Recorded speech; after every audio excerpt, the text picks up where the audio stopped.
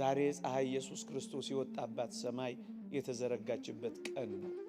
ሽቱ የሆነ ኢየሱስ ክርስቶስ መዓዛ ያገኘንባት ፈርከሊሳይ የተባለች አባ ጊዮርጊስ እንደጠቀሳት መዓዛ ሙዳይ ድንግል ማርያም የተገኘችባት ናት። እቺ ቀን ልዩ ቀን ናት። ለዚህ ነው እውነተኛው ኦርቶዶክሳዊት ቤተክርስቲያን ይህችን ቀን ስታስባት የምትኖረው። የተወደደች ቅድስት ድንግል ማርያምን በትህትና ቀረብ ብለው ለሚያዩዋት የጥንቱ የመጀመሪያውን ተፈጥሯችንን የምናይባት ናት ወገኖቼ። የመጀመሪያውን ተፈጥሯችንን ንጹህ የነበረው ማንነታችንን ማየት የሚፈልግ ሰው ንጹህ የነበረችው የሔዋን ምትክ ወደ ሆነችው ወደ እመቤታችን ወደ ቅድስት ድንግል ማርያም በትህትና መቅረብ ነው። የሕይወት ምንጭ የሆነች እኔ ሕይወት ነኝ መንገድም ነኝ ያለ ኢየሱስ ክርስቶስ ሕይወት መሆኑን ካወቅን የሕይወት መፍለቂያ ምንጭ የሕይወት መገኛ ጉድጓድ ቅድስት ድንግል ማርያም ካልሆነች ማን ሊሆን ነው? የሕይወት ውሃ ምንጭ። ወርቅን የምትመለከቱት ከአፈር ነው የሚገኘው። ግን በእንቁና በወርቅ እግዚአብሔር ይሄን ካደረገ የምትፍለቀለቀዋ የምታበራዋ ይህቺ ቅድስት ድንግል ማርያም ከአባቷ ከአዳም ወገብ ገና ስትገኝ አደፍ ጉድፍ የሌለበት ንጹህ ሆና ነው የተገኘችው።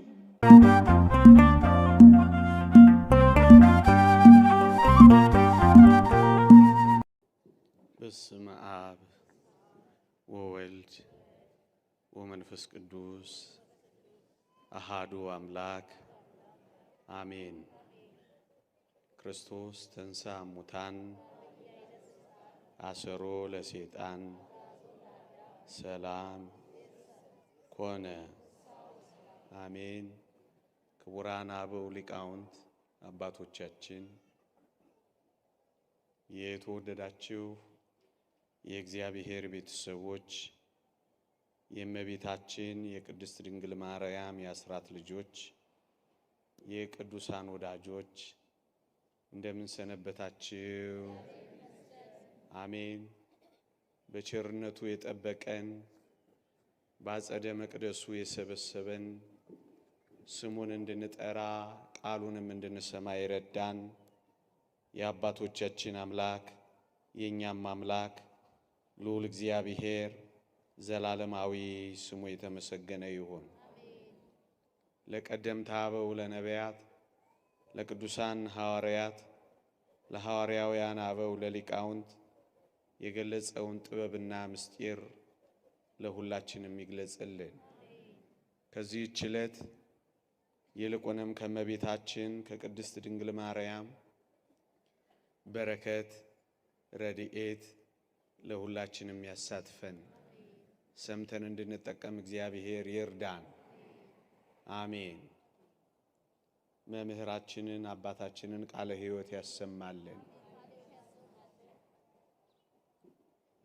እኔም እንደ እግዚአብሔር ቅዱስ ፈቃድ መምህራችን ካስተማሩበት ትምህርት ሳልወጣ በዛው በቀጥለው ይሻላል ብዬ አሰብኩ። ዛሬ እመቤታችን ቅድስት ድንግል ማርያም ልደቷን የምናስብበት ዕለት በመሆኑ እኔም ይህንኑ ምክንያት ያደረገ ይልቁንም ደግሞ አባታችን መምህራችን ጀምረውት የነበረውን በጥቂት መንገድ እኔም መቀጠል አሰብኩና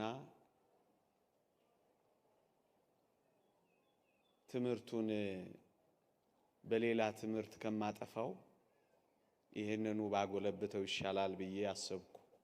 እግዚአብሔር ከሁላችንም ጋር ይሁን። ታስታውሱ ከሆነ መምህራችን መንፈስ ቅዱስ አቀባ እምከርሰማ መንፈስ ቅዱስ ከእናቷ ማኅፀን ጠብቋታል ብለው ነበር ያቆሙት። እንደውም ቢቀጥሉት ቢያስተምሩት ተመኝቼ ነበረ። እንደው ከመጣው ካልቀረ በረከቱን ላገኝ ካልሆነ በቀር እናንተም አታውቁትም ብለን ሳይሆን የበዓሉን ክብር በረከት እንድናገኝ ብለን ነው የምንናገረው። በመሰብሰባችንም እግዚአብሔር ይባርከናል፣ ረድኤቱንም በረከቱንም ያድለናል እና ከዚህ ሐሳብ ሳልወጣ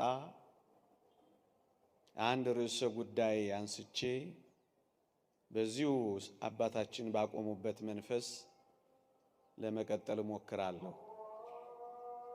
መንፈስ ቅዱስ አቀባ እምከርሰማ ሳዊሮስ ሊቁ ነው ይህንን ቃል የተናገረው። እመቤታችን ቅድስት ድንግል ማርያም በእናቷ በቅድስት ሐና ማኅፀን እያለች ተጠብቃ ኖራለች።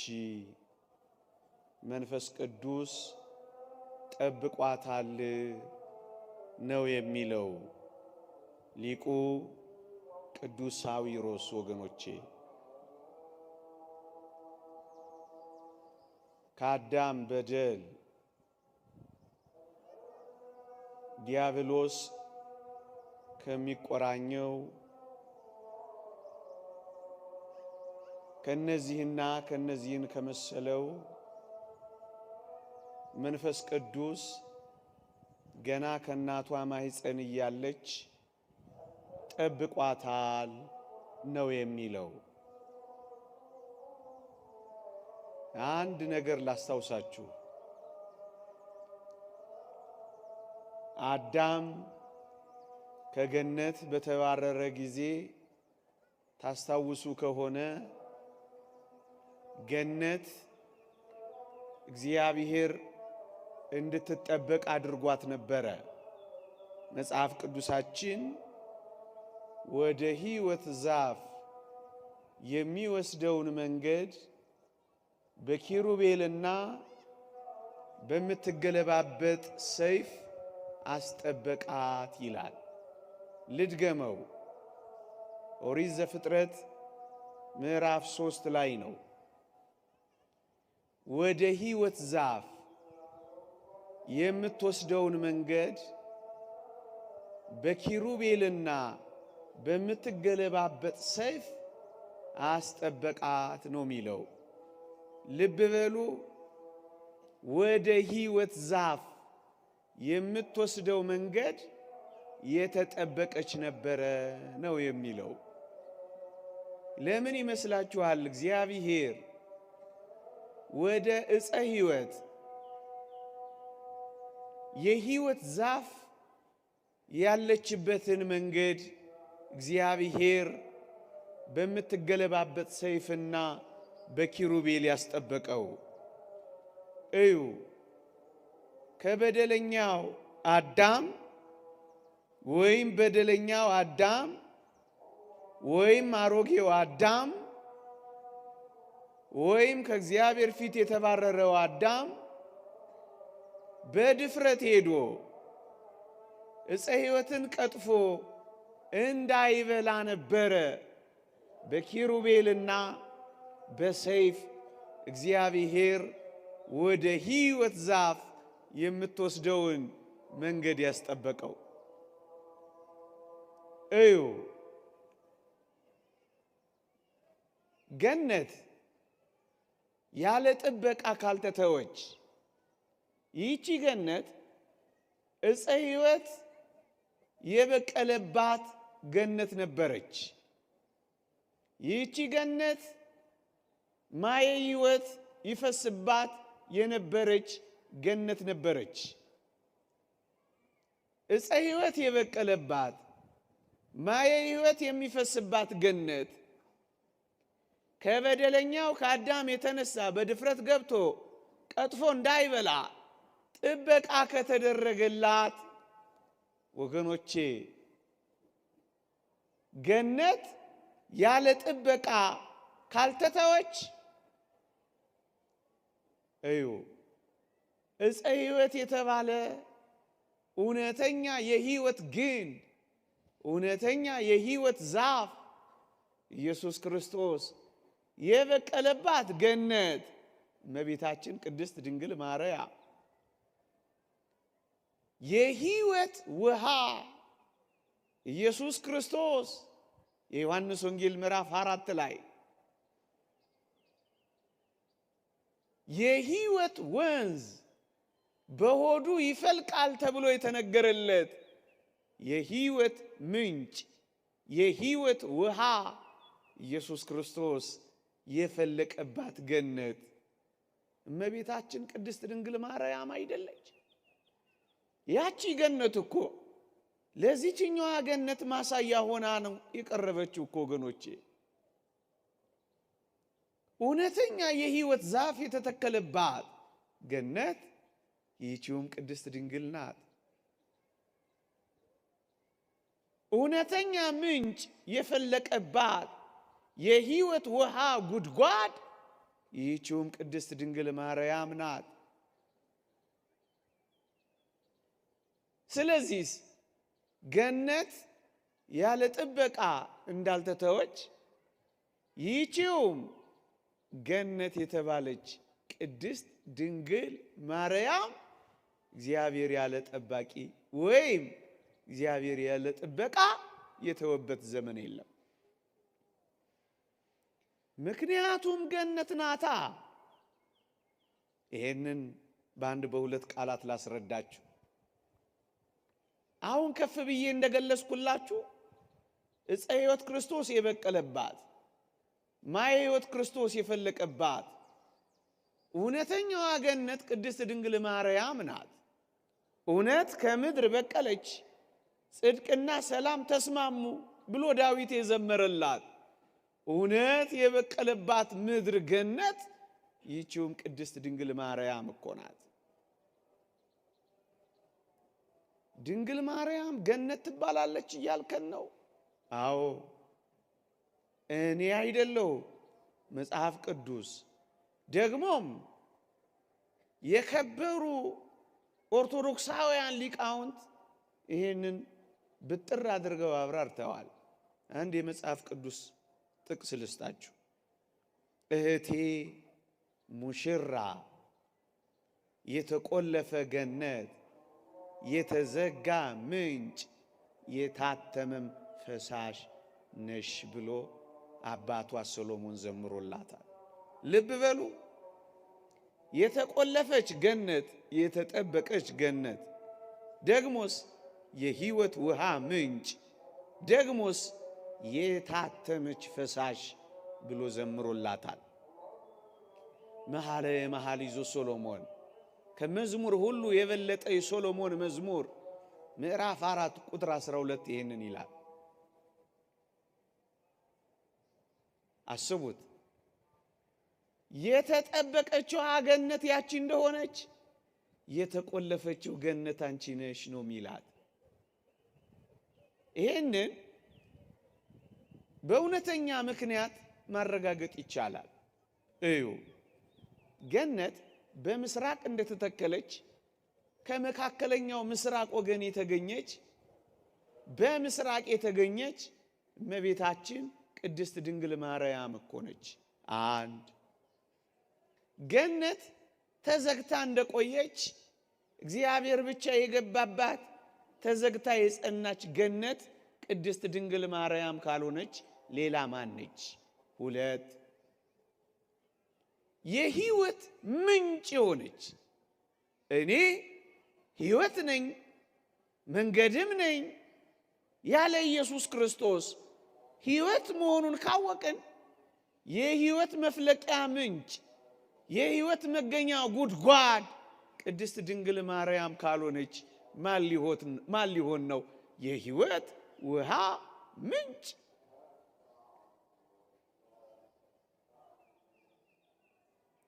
ደግሞስ የታተመች ፈሳሽ ናት ይላል። ፈሳሽ ናት ግን ደግሞ የታተመች ናት። እንደዚህች ያለች ምድር ላይ ብትፈልጉ ታገኛላችሁ? ፈሳሽ ምታወጣ ፈሳሽ ያላት ግን ደግሞ የታተመች፣ የወለደች ግን ደግሞ ድንግል የሆነች፣ ያጠባች እናት የሆነች ግን ደግሞ ድንግልናን ያላጣች ከእመቤታችን ከቅድስት ድንግል ማርያም በቀር ማን ነች? ወልዳም እናትም ድንግልም የሆነች በምድራችን ላይ ብቸኛ የሆነች ከእመቤታችን ከቅድስት ድንግል ማርያም በቀር ሌላ ማን ነች? ዓለም ይሄንን አስተናግዳ አታውቅም ከእመቤታችን ከቅድስት ድንግል ማርያም በቀር። አያችሁ፣ የታተመች ፈሳሽ፣ የተቆለፈች ገነት፣ የሕይወት ውሃ ምንጭ እሷ ብቻ ነች። ሌላስ የሞተ ነገር በውስጧ የሌለ ንጹሕ የአትክልት ቦታ የታጠረች ከእመቤታችን ከቅድስት ድንግል ማርያም በቀር ገነት ተብላ ልትጠራ እሷ ማን ነች? ለዚህ ነው ሶሎሞንም የዘመረው ስለዚህችው የተቆለፈችው ገነት ቅድስት ድንግል ማርያም ነች። ይህንን ለማረጋገጥ ነው እነዚህን አተታዎች ያቀረብኩት። ስለዚህ ወደ ሕይወት ዛፍ የሚወስደው መንገድ የተጠበቀች ከሆነች ወደ ዕፀ ሕይወት የምታደርስ መንገድ ቅድስት ድንግል ማርያምም ተጠብቃ ስለኖረች ነው ሊቁ መንፈስ ቅዱስ አቀባም ከርሰ እማ፣ መንፈስ ቅዱስማ ከእናትሽ ማህፀን ጀምሮ ጠብቆሻል ያለው። ዮሐንስ ዘደማስቆ የተባለ አባት ይህንን የበለጠ ሲያብራራ እንዲህ ይላል። ምእመናን፣ እመቤታችን ነበልባላዊ ከሆነው የሰይጣን ፍላጻ ተሰውራ የመንፈስ ቅዱስ ሙሽራ ሆና በጫጉላው በመቅደሱ ኖረች። የእግዚአብሔር ሙሽራና እናት እንበለ አበሳ ያለ በደል በተአቅቦ ጸናች ይላል። በመጠበቅ ገና ከእናቷ ማህፀን ከሐና ማህፀን እያለች ገነት እንደተጠበቀች በምትገለባበት ሰይፍ አይደለም፣ በመንፈስ ቅዱስ በኪሩቤል አይደለም፣ በመንፈስ ቅዱስ ከሰይጣን ነበልባላዊ እሳት የተጠበቅሽ የአውሬው ትፋት ያላገኘሽ አንቺ የተጠበቅሽ ነሽ ይላታል። የአውሬው የዲያብሎስ ትፋት ያልነካት ቅድስት ድንግል ማርያም እኮ ናት ወገኖች፣ የተለየች ናት።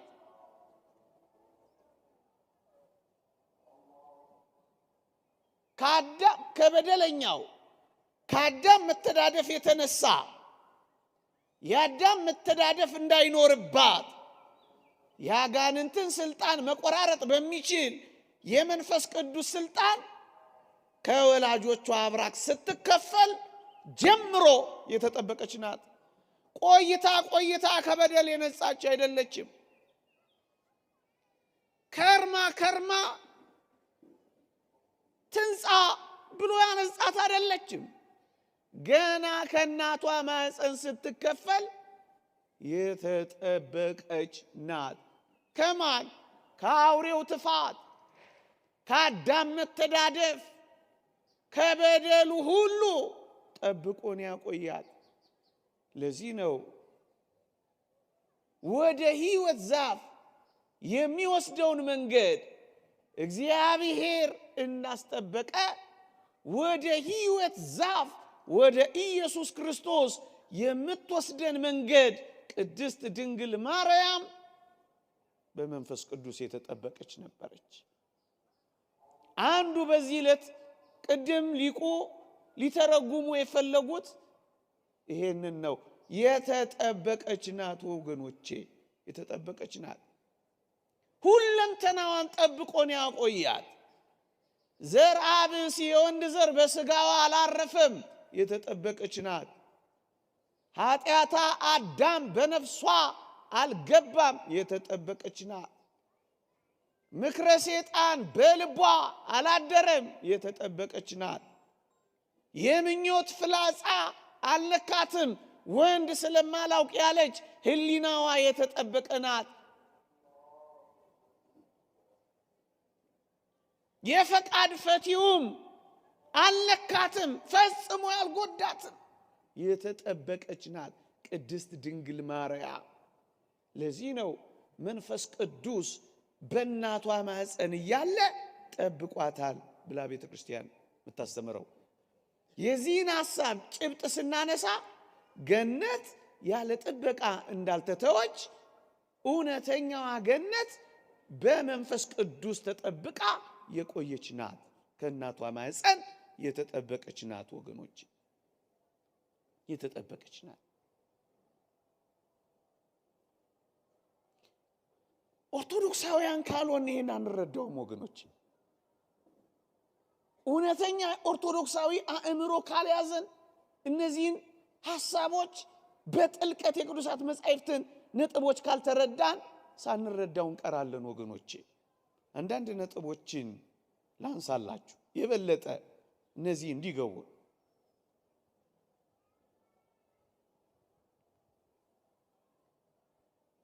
ቅዱስ ያሬድ አንድ አስደናቂ ነገር አስተምሮናል። ምን ይላል? ቅድስት ድንግል ማርያም እንኳን አይደለም ከእናቷ ከሐና ማኅፀን ገና ከአዳም አብራክ ስትከፈል እንደ ነጭ ዕንቁ ታበራ ነበር ብሎ ዘምሮልናል። ማርያም እሰታቱም ተካሱ ተከርሱ ለአዳም፣ ከአዳም ወገብ እንደ ነጭ ዕንቁ ታበራ ነበረ።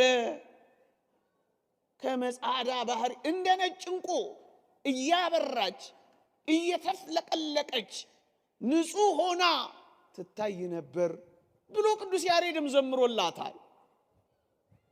እዩ፣ ዕንቁ መገኛው ካፈር ነው። ዕንቁ መገኛው ከመሬት ነው። ዕንቁ መገኛው ካፈር፣ ዕንቁ መገኛው ከመሬት ቢሆንም ቅሉ ግን የመሬት ባህሪ ግን የለውም ወገኖቼ።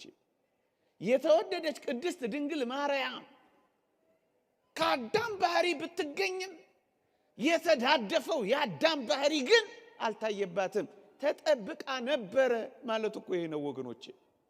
ወርቅን የምትመለከቱት ካፈር ነው የሚገኘው፣ ግንስ ወርቅ ነው፣ ጻዕዳ ነው። አንዳንዶች እንዴት ይሄ ሊሆን ይችላል ብለው ይገረማሉ። በዕንቁና በወርቅ እግዚአብሔር ይሄን ካደረገ የምትፍለቀለቀዋ የምታበራዋ ይህቺ ቅድስት ድንግል ማርያም ከአባቷ ከአዳም ወገብ ገና ስትገኝ አደፍ ጉድፍ የሌለበት ንጹሕ ሆና ነው የተገኘችው። ለዚህ ነው ተጠበቀች የሚለው። ሶሎሞን ይህንንም ዘምሯል። መኑ ይእቲ ዛቲ እንተ ትሄውስ ከመ ጎህ፣ እንደ ማለዳ ብርሃን የምታበራ እንደ ማለዳ ብርሃን የምታንጸባርቅ ይህቺ ማናት ብሎ እኮ ዘምሮላታል ክርስቲያኖች። ዕንቁ ቀረብ ብለው ሲያዩት መልክን ጥርት አድርጎ ያሳያል ወገኖቼ። የዕንቁ ባህሪ ይሄ ነው። ዕንቁን ቀረብ ብለው ለሚያዩት መልክን ቁልጭ አድርጎ ያሳያል። የተወደደች ቅድስት ድንግል ማርያምን በትህትና ቀረብ ብለው ለሚያዩት የጥንቱ የመጀመሪያውን ተፈጥሯችንን የምናይባት ናት ወገኖቼ። የመጀመሪያውን ተፈጥሯችንን ንጹሕ የነበረው ማንነታችንን ማየት የሚፈልግ ሰው ንጹሕ የነበረችው የሔዋን ምትክ ወደ ሆነችው ወደ እመቤታችን ወደ ቅድስት ድንግል ማርያም በትህትና መቅረብ ነው። ዕንቁ መልክን እንዲህ አድርጎ እንደሚያሳይ የተወደደች ቅድስት ድንግል ማርያምን በትህትና ቀረብ ብሎ ለሚያያት ያላደፈውን ንጽሐ ጠባያችንን የምናስታውስባት መስታወታችን እኮ ናት፣ ቀረብ ብሎ ለሚያያት። ለዚህ እኮ ነው በቤተ ክርስቲያን ጎልታ የምትታየው ወገኖቼ። ያቺ የመጀመሪያዋ ሔዋን ያቺ የመጀመሪያዋ ሔዋን ያንን አስደናቂ ንጽህና ገንዘብ አድርጋ ቆይታለች። አሁን የሔዋን ምትክ የሆነች የሔዋን ካሳ የሆነች ይህቺ ቅድስት ድንግል ማርያም ያንን የመጀመሪያውን ንጽህና ይዛ ነው የተገኘችው። ወገኖቼ ምትክ ናት ስንል እኮ ለዚህ ነው። እርግጥ ሰፊ ትምህርት የሚገባው ነው፣ ሊቃውንቱ እየሰጡ ነው። የቀደመችውን ያቺን ንጽሐ ጠባይ ያላደፈባትን በደል ሳትበድል በፊት የነበረው ጸጋዋን የሔዋንን ማየት የሚፈልግ ድንግል ማርያምን ይመልከት። ምትኳ ናታ። ቤዛ የምትባለው እኮ ለዚህ ነው። ሔዋን እኮ ዓለምን የምትወክል እኮ ናት። የሰው ልጆች ሁሉ እናት ናት። የፍጥረታት መገኛ ሆናለች። ዓለም ትባላለች። የሔዋን ምትኳ የሆነች የሕይወት እናት ድንግል ማርያም ዓለም ናት። እውነተኛ ንጽህናን የምናይባት የሔዋን ካሳ ሆናለች። ሊቃውንተ ቤተ ክርስቲያን የመጀመሪያውን አዳምን ከክርስቶስ ጋር ቅዱስ ጳውሎስም የመጀመሪያዊቷን ሔዋን ከመቤታችን ጋር እኮ ነው ያነጻ።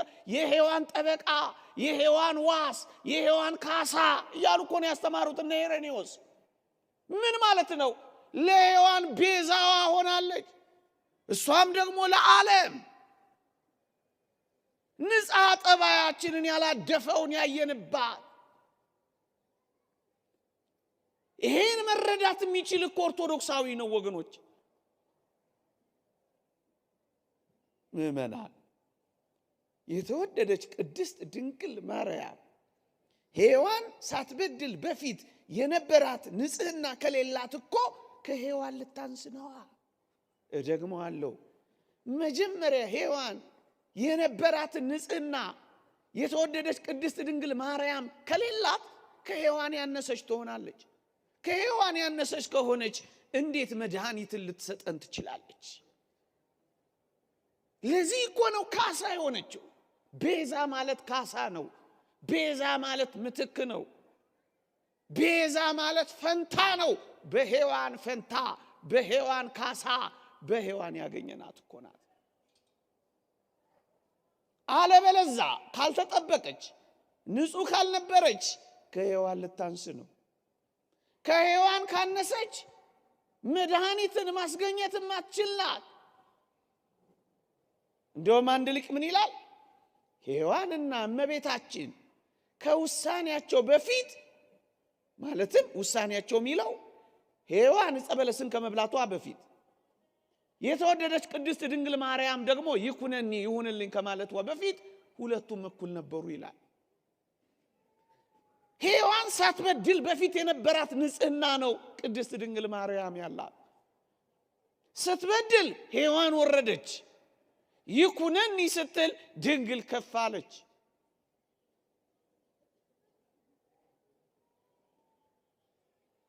ንጹሐን ነበሩ ሁለቱም። ዕፀ በለሷን ከመብላሷ በፊት ያላት ንጽህናን ገንዘብ አደረገች። እሱ ነው ተጠብቃ ኖራለች ማለት ነው። አለበለዛማ መዳናችን እንዴት ይፈጸም ነበር ወገኖቼ? ካሳው እንዲፈጸም ክርስቶስን እንድናገኝ እነዚህን ነገሮች እግዚአብሔር ባወቀ መንፈስ ቅዱስ አቀባም ከርሰ እማ ከእናቷ ማኅፀን ጠብቋታል። የማዳኑ ሥራ በጥንቃቄ እግዚአብሔር ሲሰራ ተመልከቱት ወገኖቼ። የመጀመሪያው አዳምና የመጀመሪያዋ ሔዋን ንጹሐን ከነበሩ የተወደደች ቅድስት ድንግል ማርያም ከተወዳጅ ልጇ ጋር እንዴት ተደርጎ ነው ስለ በደልና ስለ ኃጢአት የሚወራው ወገኖቼ? ሔዋን ከአዳም ጎን ስትገኝ ጥንተ መርገም እንዳላገኛት እመቤታችንም ከወላጆቿ ከኢያቄምና ከሐና ስትገኝ ይሄ መርገም ይሄ በደል አላገኛትም። አለበለዛስ ከሔዋን ልታንስ ነዋ።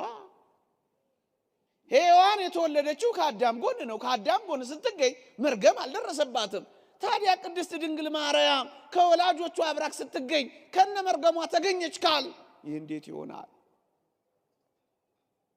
ለዚህ ነው መንፈስ ቅዱስ አቀባ እምከርሰ እማ የሚለው። የተወደዳችሁ ክርስቲያኖች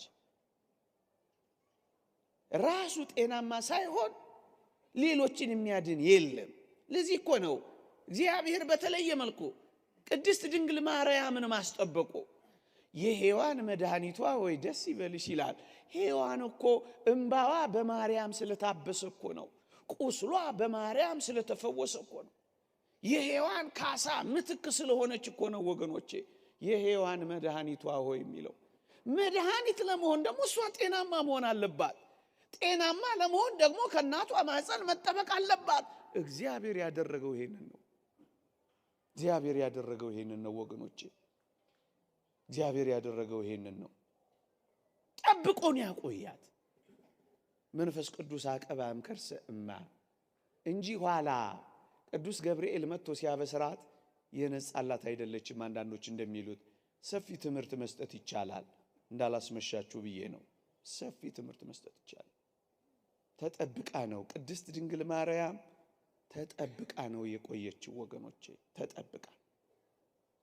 ትምህርቴን ለመጠቅለል ያክል እንዳላስመሻችሁ። እየገባችሁ ነው? ግን እየገባችሁ ነው? እየገባችሁ ነው? አዎ።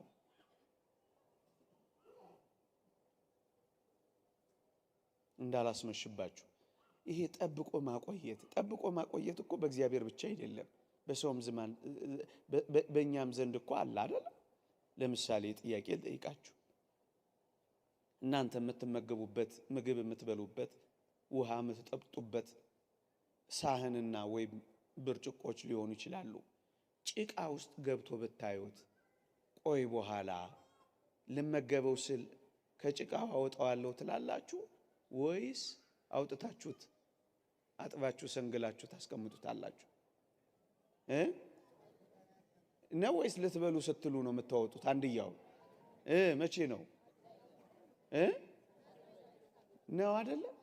ሲጀመርም ጭቃም አይገባም እንጂ ምን ሲጀመርስ ጭቃ ውስጥ ከቱታላችሁ? ቢፌ ውስጥ አይደል የምታስቀምጡት? ያውም ሞልቡላችሁ፣ ያውም በየዓመቱ መስከረም ሲመጣ እያጠባችሁ። እንደውም ያልተመገባችሁበት ሳህን ሁሉ አለ በየቤታችሁ።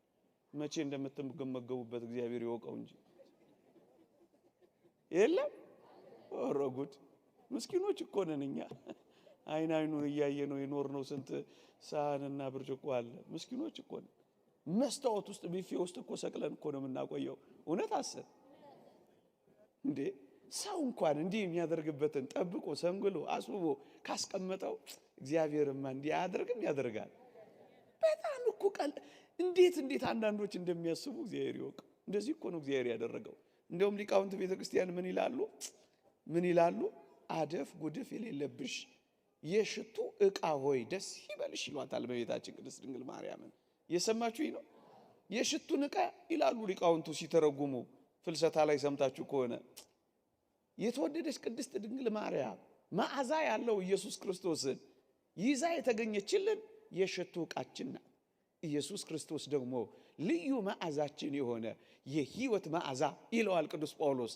መዓዛችን የሆነ ኢየሱስ ክርስቶስ ነው። የሽቱ ዕቃዋ መዓዛው የሚገኝበት ዕቃዋ ደግሞ ቅድስት ድንግል ማርያም ናት። ታዲያችን የሽቱ ዕቃ እንዴት ሆና እንደምትቀመጥ እናንተ ታውቃላችሁ። አመድ ውስጥ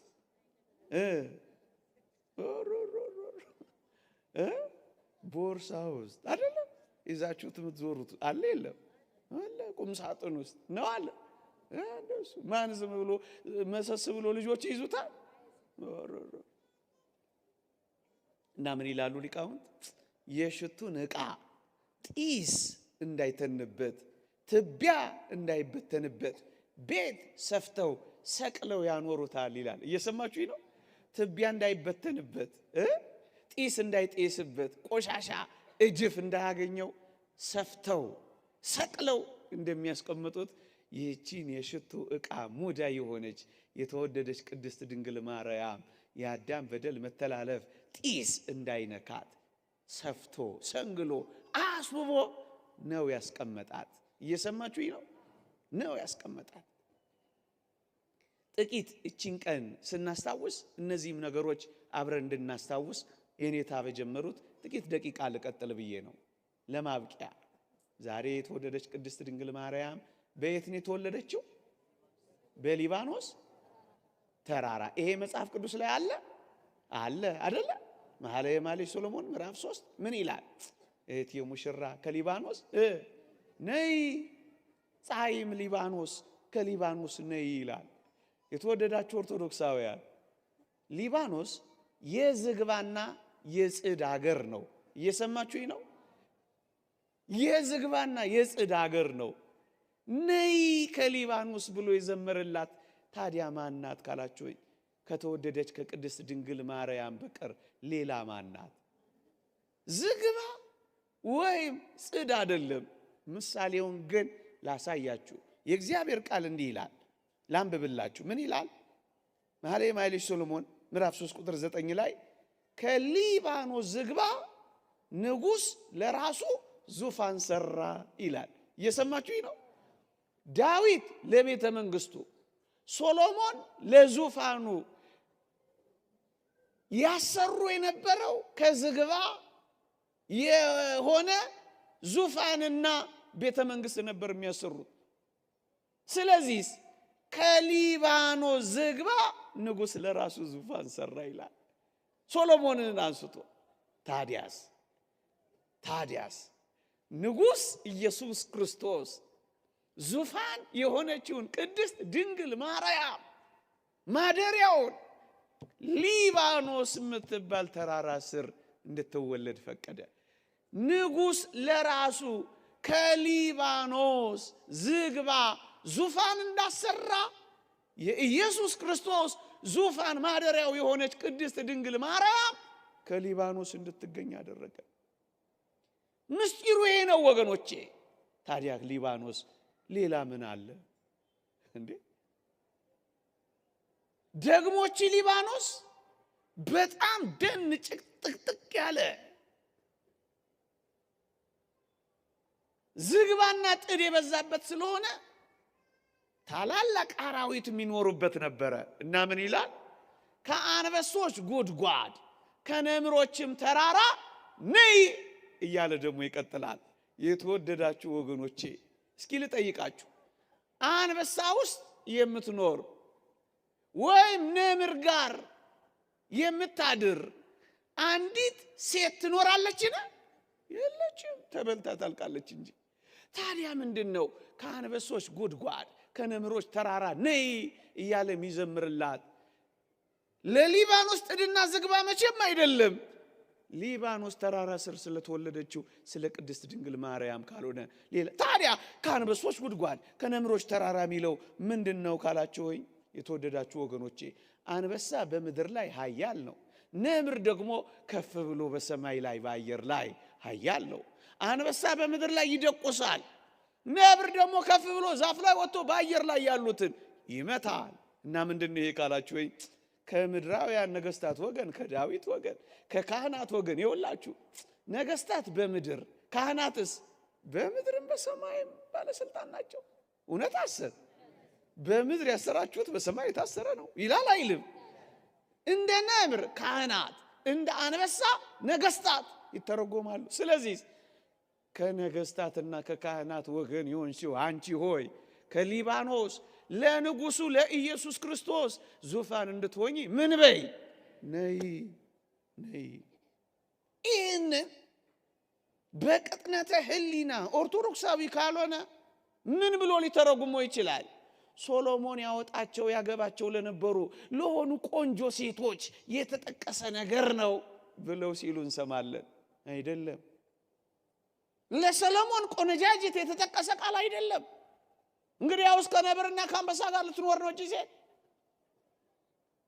ይሄንንም ተውት። የኔ ሆይ ሁለመናሽ ውብ ነው ነውርም የለብሽም ብሎ ሊዘምርላት ይችላል። ከነዚህ ሴቶች አንዳንዷን በነውር የተሞሉ ናቸው። ወንድ ያወቁ ሴት ወንድ የለመዱ ከሆኑ እንዴት አድርገው የታተሙ ፈሳሾች ሊሆኑ ይችላሉ? እየሰማችሁኝ ነው? የተዘመረው ለቅድስት ድንግል ማርያም ነው። ከሊባኖስ ነይ፣ ሊባኖስ ተወልዳለች። ከአንበሶች ጉድጓድ ከነምሮችም ተራራት ነይ፣ እሷ ናት። ከንጉሱ ከዳዊት ከካህኑም ከአሮን ወገን የሆነች እሷ ናት። ታዲያ ሌላ ማን አለ ወገኖች? ይውላችሁ እንዲህ ያለውን የእመቤታችንን ቀን ደስ ሊለን በዓል እናደርግ ይገባል። የመጨረሻው ነገር የሱ ነው። አንዳንዶች እንደ ተራ ነገር ይቆጥሩታል ወገኖቼ። በዓል ማድረግ ማለት ደስታ ማድረግ ነው። እውነት አሰብ እንደሱ ነው ትርጉሙ። ግዕዙ የሚተረጉሙ ይሄንን ነው። መጽሐፍ ቅዱስ እንኳን አይደለም በተወደደች በእመቤታችን በቅድስት ድንግል ማርያም ልደት ቀርቶ በመጥምቀ መለኮት ቅዱስ ዮሐንስም ተነግሮለታል። በመወለዱም ብዙዎች ምን ይላቸዋል? በመወለዱም ብዙዎች ደስ ይላቸዋል።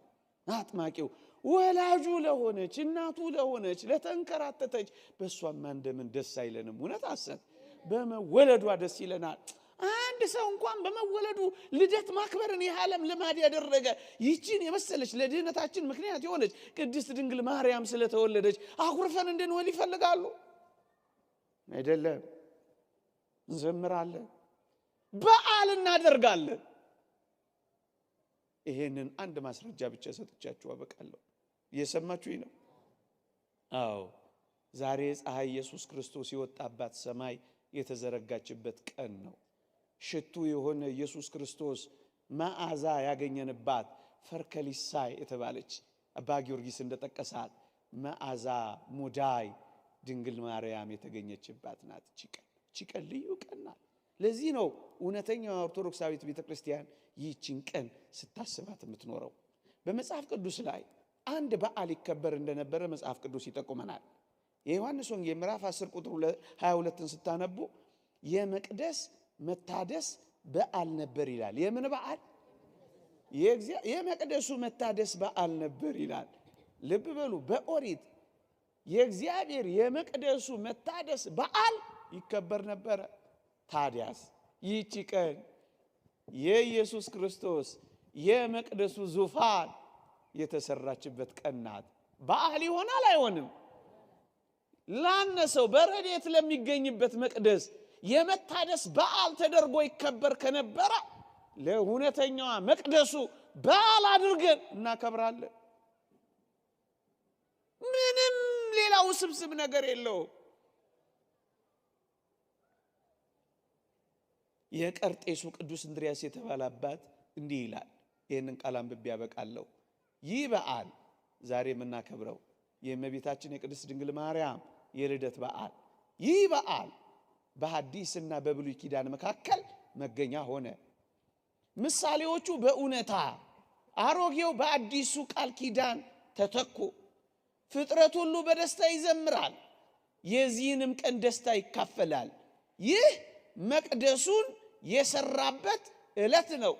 ትልቅ ሕንፃ የታነጸበትና ፍጡር የፈጣሪ ማደሪያ ለመሆን የተዘጋጀበት ዕለት ነው። ስለዚህ እንዘምራለን ይላል። ለዚህ ነው ይህንን ዕለት የምናከብረው። ይህንን ዕለት ስናከብር አንዳንዶች እንደሚሉትና እንደሚያደርጉት እንደሱ አይደለም ቤተ ክርስቲያን የምታከብረው። ክርስቲያኖች ልክ እንደዚህ ነው የሚከበረው። ቤታችሁም ስትሄዱ ጸሎት ጸልያችሁ፣ እያንዳንዱ ትርጉምና ምስጢር አለው። ሰዓት ስለሌለኝ አልሄድበት። የእመቤታችንን የቅድስት ድንግል ማርያምን በረከት ለማግኘት የምናከብረው በዓል ብቻ ነው። በሌላ የሚተረጉመው ሴጣን ሊኖር ይችላል። እሱን ቀስ እያልን እያስተማር ማስተው ይገባል እንጂ በዓላችን መቅደሱ የታነጸበት በዓል ነው።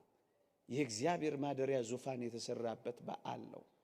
የተዘረጋች ሰማይ የወጣችበት በዓል ነው። የመድኃኒታችን ነገር የጀመረበት በዓል ነው። ወደ ሕይወት ዛፍ መንገድ ጉዞ የተጀመረበት በዓል ነው። ለዚህ በዓል ያበቃን እግዚአብሔር ይክበር ይመስገን። በሃይማኖት በምግባር ያጽናን። ከእመቤታችን በረከት ረድኤት ያሳትፈን። አሜን።